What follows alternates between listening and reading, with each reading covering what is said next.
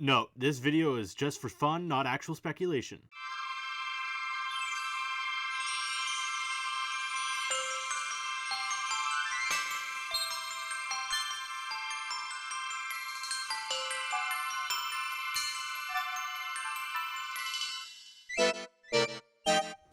Super Smash Bros. It is undeniably the best crossover fighting game of all time.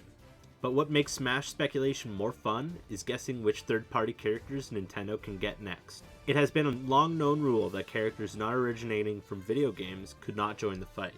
So I thought it would be a cool idea to look into the history of Smash Bros. Through a parallel universe looking glass, and what may have been if Smash allowed characters into its already huge roster of icons.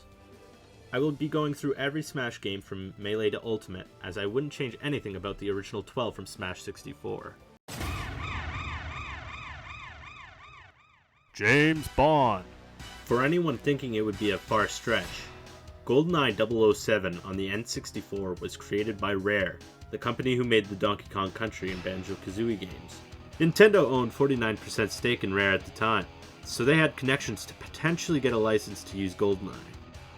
Back in the early 2000s, Sakurai considered James Bond. However, it is said that the IP holders of James Bond held tightly around licensing to other companies, something I'm sure Nintendo knows all about. Now, we don't know how far this consideration went, but what we do know is that we almost got none other than James Bond himself in Melee, if all the stars align. Harry Potter. Back in 1998, when the rights for the Harry Potter IP were up for grabs, Nintendo almost bought the full rights to Harry Potter, even including whenever a new book would be published. Nintendo was working on a Harry Potter game to present to J.K. Rowling. While she enjoyed the presentation, the other companies had more ambitious ideas for the franchise, as we may know. Fortunately, she declined, as we would not have likely gotten the hit film series adaptations. Although it does make me wonder what a Nintendo version of Hogwarts might look like. SpongeBob. I tried my best to find a character to fit with the base roster of Smash 4. Specifically, I wanted to cater to a theme that Smash 4 had, which was mascots. In the base roster, we had gotten two third-party huge gaming icons, that being Mega Man and Pac-Man. Now why SpongeBob? Well, SpongeBob has a huge catalog of games and platformers on Nintendo hardware, and with Nickelodeon being happy to license out its IP, it's not out of the question that Nintendo could possibly acquire him. Plus, I just think SpongeBob has the best moveset potential out of all of the characters I am going over today. Son Goku. I understand how much of a meme pick Goku has been throughout the years of Smash picks, but to put it into perspective, I am going with the fighter ballot pick here. We don't have the actual statistics of the characters in the ballot, but out of all of the fourth party characters, I'm sure that Goku would be at the top of the list. Also, Bandai Namco did make a few games for Dragon Ball, which they were close with Nintendo during the Smash 4 era, so keep that in mind. Goku is also closer to home for Nintendo than some of the other meme picks that people had, since Goku is owned by a Japanese company and Dragon Ball Z is the most well-known anime pioneered. It's no question why I decided to pick him over somebody like Shrek to win the ballot. Godzilla. Look out, Ridley, there's a bigger, badder monster in town. The king of the monsters is the biggest icon Japan has. No pun intended. Just like Goku, being a Japanese character makes it likely easier for Nintendo to acquire a license to Godzilla.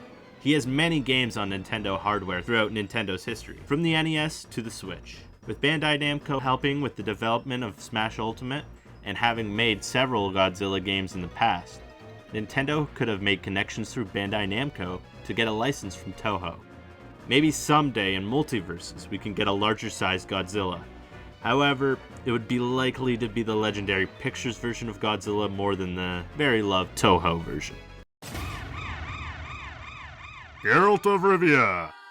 Some of you may be baffled to find out that The Witcher didn't originate as a game series, but rather a slew of books by the same name. I was shocked when I found that out, seeing as the books weren't translated until after the games came out. Seeing how popular The Witcher 3 had become, it soon would have a port to the Nintendo Switch in late 2019, which is a bit late to put them in the Fighters Pass 1, sure, but Persona didn't have a game on Nintendo until after Joker's inclusion in Smash. Mickey Mouse. Mickey is no doubt the icon of media as a whole, so of course he has tons of games on Nintendo hardware. Reason I picked Mickey is because of Sora being a conversation when Sakurai got the chance to talk to a Disney higher-up at a Game Awards show. Just like SpongeBob and Goku, Mickey has that popularity that Smash is known to go after.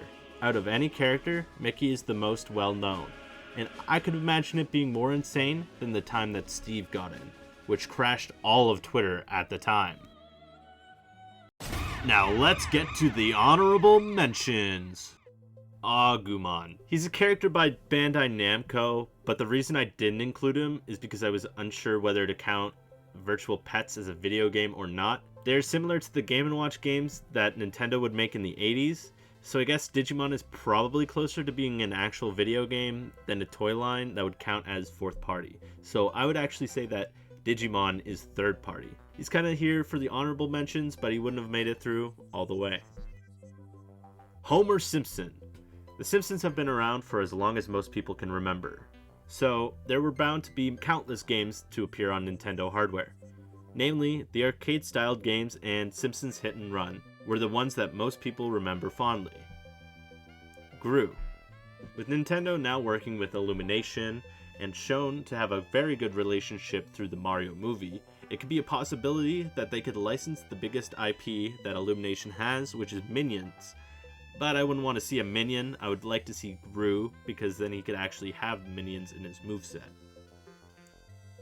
Popeye. Popeye the Sailor Man is one of the oldest cartoons in history, so to be a part of a big mascot fighting game like Smash would be legendary. Popeye even being the main inspiration for the original Donkey Kong arcade game, as Miyamoto originally wanted to make a Popeye game, but couldn't get the license. Mike Tyson.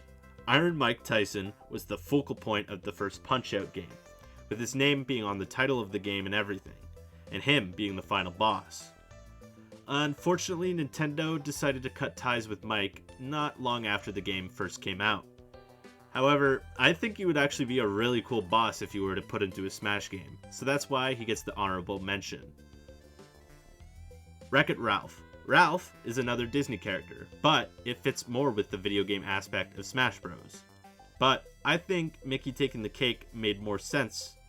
Ralph just seems like his moveset would not be as interesting as the mascot of Disney itself, since Mickey has nearly a century worth of source material to pull from.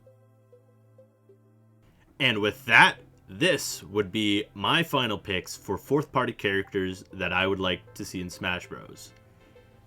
You see, I've put James Bond in Melee, Harry Potter in Brawl, SpongeBob on Wii U, Goku for the Fighter Ballad in Smash 4. The Smash Bros. Ultimate pick, I chose Godzilla. For the Fighters Pass Part 1, I chose Geralt of Rivia. And for Fighter Pass Volume 2, Mickey Mouse. If you would like to see more videos like this, little wacky fun videos about any game, subscribe for more. And I'll see you guys next time. Peace.